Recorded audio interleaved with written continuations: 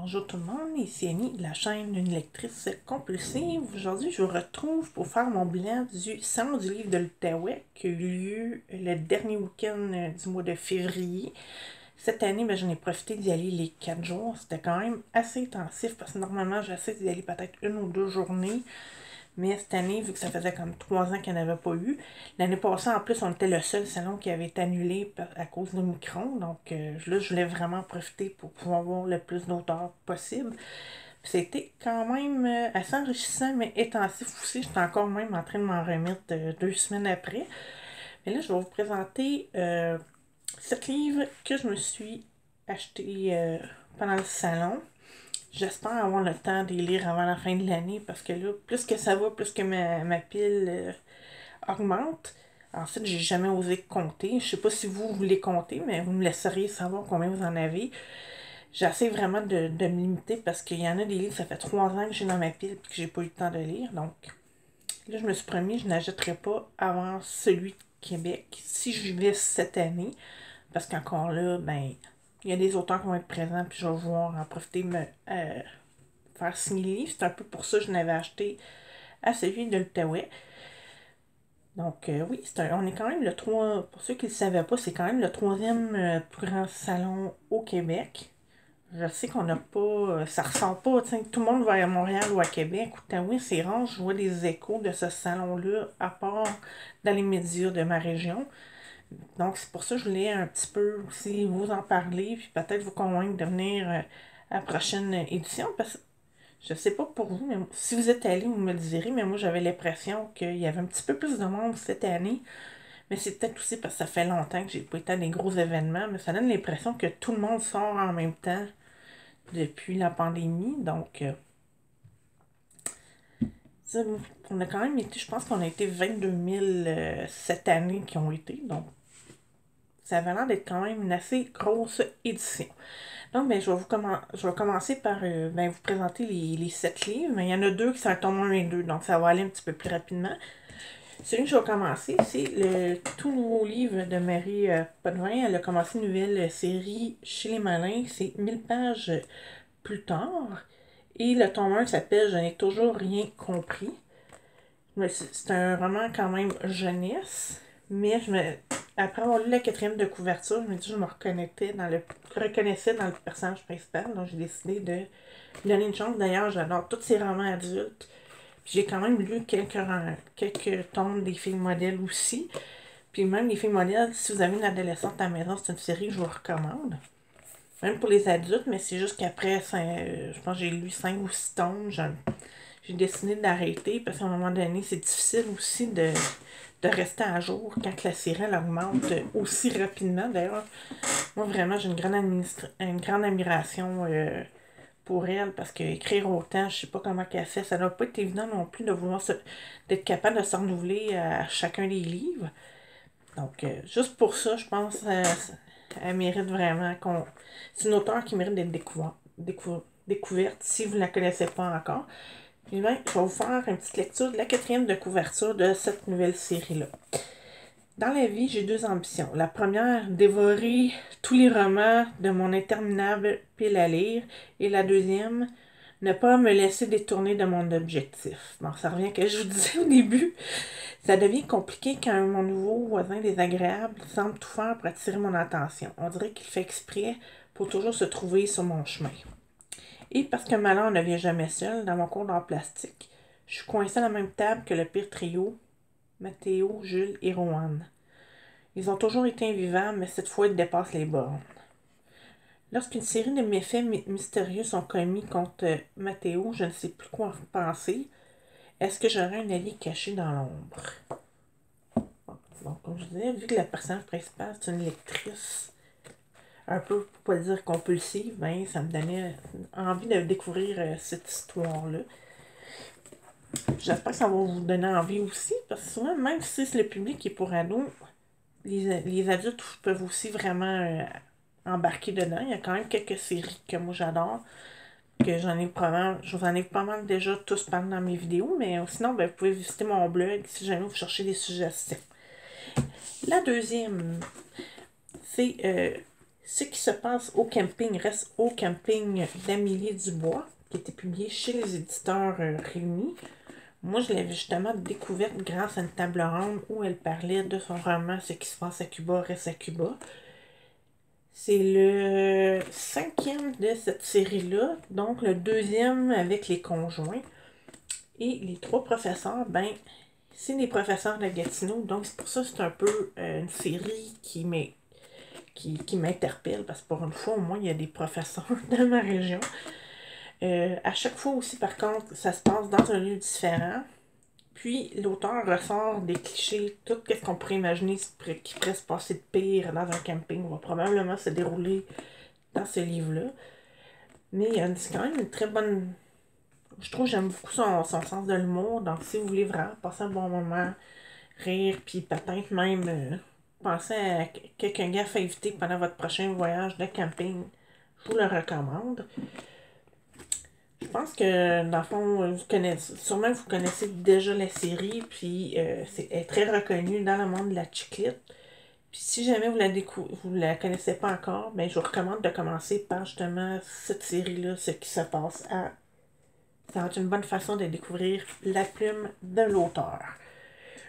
Le deuxième, ben c'est... j'avais déjà reçu le 3e tome en SP, puis comme c'était des histoires séparées, j'ai dit, bon, regarde, je vais commencer avec celui que j'ai reçu, voir si j'aime, puis j'ai embarqué. C'est la série Gardez l'œil ouvert de Victoria Charleston, qui était aussi une des invitées d'honneur cette année. J'avais jamais eu la chance de la rencontrer avant là. J'ai pu aller à sa table ronde, puis aussi, ben, fasciné. J'avais le tome 3 quand je l'ai rencontré. Ça a été publié aussi chez les éditions de l'Homme. Moi, je suis une grande fan de la chaîne Investigation, essayer de comprendre qu'est-ce qui se cache derrière la psychologie, soit des tueurs ou des tueurs en série, ces choses-là. Fait que si vous aimez True Crime, c'est vraiment une auteure à suivre. Probablement même tous ceux qui aiment ce style littéraire-là la connaissent déjà. Elle a une chaîne où elle est très populaire. Elle fait beaucoup de vidéos sur des histoires non révolues. Donc, là, je vous présente, dans le premier tome, il y a 15 histoires. Et dans le deuxième aussi. Donc, je vous montre la couverture. J'ai très hâte, justement, d'en apprendre des nouvelles. Même, des fois, il y en a peut-être quelques-unes que j'avais attendues chez Investigation, mais quand même assez original pour trouver des histoires qu'on n'a peut-être pas nécessairement entendu parler ici, puis qui se déroulent un petit peu à travers le monde. Fait que c'est pour ça que c'est facile de... C'est facile d'en trouver, qu'on a un petit peu moins parlé, puis peut-être interpeller des lecteurs qui pourraient la contacter pour dire qu'ils ont découvert certains détails que personne d'autre avait vus.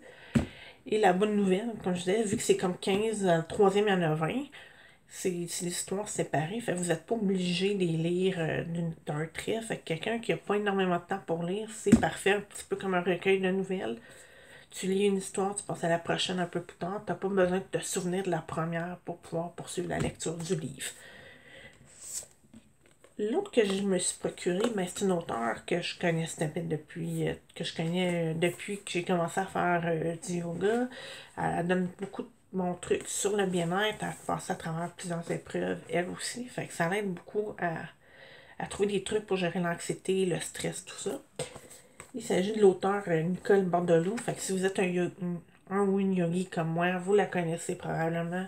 Moi, j'ai eu la chance de suivre des cours de méditation avec elle à l'Expo Yoga. D'ailleurs, je m'en ennuie beaucoup. J'en ai quand même fait 2 avant que la pandémie arrive, puis que maintenant ça vire en ligne, parce que c'est pas tout à fait la même chose.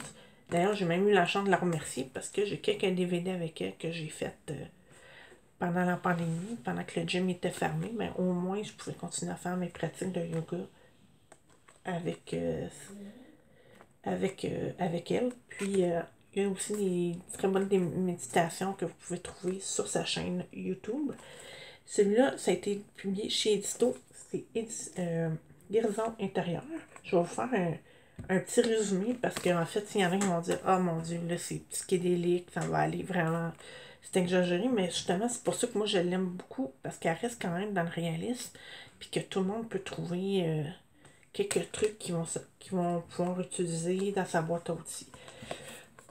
Face à l'adversité, comment maintenir notre équilibre? Quand une épreuve nous frappe, que faire pour nous relever? Peut-être guérir les parts blessées, bafouées, mal aimées en nous-mêmes.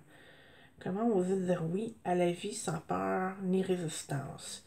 Il existe des clés pour déployer nos forces innées de guérison. Ces précieux outils peuvent apaiser notre esprit tourmenté, réconforter le corps qui a mal, éclairer l'obscurité des jours plus sombres, combler la solitude d'une nuit blanche, raviver la flamme de la gratitude et de la joie de vivre. Au fil de ces pages, vous découvrirez comment transformer la lecture de cet ouvrage en une expérience profonde de guérison intérieure. Puisse ce livre vous apporter réconfort, sérénité et confiance. Donc, justement, ça peut être un bon livre à avoir dans sa bibliothèque si on traverse un temps difficile. Moi, c'est probablement dans mes prochaines lectures. Mon avant-dernier que je voulais présenter, c'est Le Cercle caché de Maxime Poulain. C'est un nouveau livre qui n'avait aucun rapport avec la trilogie qu'il avait déjà écrit. D'ailleurs, il y a même un tome 0.5 de sa première trilogie qui va sortir sous peu. Puis moi, mais d'ailleurs, quand ça parle de magie ou d'intimidation, je me sens souvent interpellée parce que la magie, c'est un terme, c'est un sujet qui m'intéresse beaucoup, même si je ne pratique pas nécessairement en ce moment. Mais depuis que j'ai vu Charm, puis des films aussi avec des sorcières, ben, j'embarque beaucoup. Donc, je vais vous lire vite fait. Cette fois-ci, c'est pas une quatrième de couverture. Il l'a écrit en signé, mais c'est quand même, je vais vous donner une petite idée. Ma vie a changé le soir où Caleb m'a offert de faire partie d'un cercle de sorcellerie, qui a toujours rêvé d'être différent et de m'avoir du pouvoir des autres, d'avoir des pouvoirs. Je me voyais mêler mon potentiel au sien, devenir puissant, et j'aurais dû penser aux conséquences, aux êtres maléfiques en vue de notre cercle caché. Donc, ça fait penser un petit peu peut-être à The Craft, mais avec des personnages un petit peu plus québécois, j'espère. Donc, je croise les doigts, je suis certaine que je vais probablement l'aimer, parce que j'avais aimé ses films aussi. Et le dernier, ça s'appelle Turbulence amoureuse, recueil de romances. C'est écrit avec Vicky Poulain, Émilie Mensterena, désolée si je me prononce mal ton nom de famille, et Sophie Vaillancourt. Puis qu'est-ce que j'aime, ça a l'air d'être un crescendo, on commence avec la sweet romance et ça devient de plus en plus épicé. Donc, en fait, même je vous avoue, ça va être ma prochaine lecture. Parce que bizarrement, quand j'avais assisté à une table ronde qui disait justement les statistiques à propos de justement l'alphabétisme puis la qualité de nos bibliothèques dans la région. Et je sais pas pourquoi, mais j'avais pensé à ce livre-là. On dirait qu'il y avait quelque chose qui me disait de me le procurer. Donc, voilà. Il y a trois nouvelles. C'est T'es pas game de m'aimer, âme sœur et Perdu à ses mots. Donc, il y en a une, c'est romance contemporaine, l'autre, c'est romance sentimentale, et l'autre, la dark romance. Je lis pas tellement de la dark romance, mais je croise les doigts, je suis certaine que je vais aimer ça. Puis, maintenant, j'avais aimé le premier tome de la première trilogie que Vicky, elle avait écrit. Je connais pas encore l'écriture d'Émilie non plus, donc ça va me permettre de découvrir une nouvelle auteure en même temps. Donc, c'est tout pour moi aujourd'hui. Si vous avez aimé ma vidéo, n'hésitez pas à vous abonner et à appuyer sur le petit pouce. Et j'espère vous avoir donné envie de venir à la prochaine édition du Salon du Livre. Ou sinon, ben, au moins, aller visiter un salon du livre proche de chez vous ou aller à des séances de signature. Parce qu'il y a beaucoup d'auteurs talentueux que souvent, on n'en entend pas parler, à moins de se déplacer. Puis, qui sait, peut-être aussi en découvrir un peu plus dans le domaine. Merci, à la prochaine.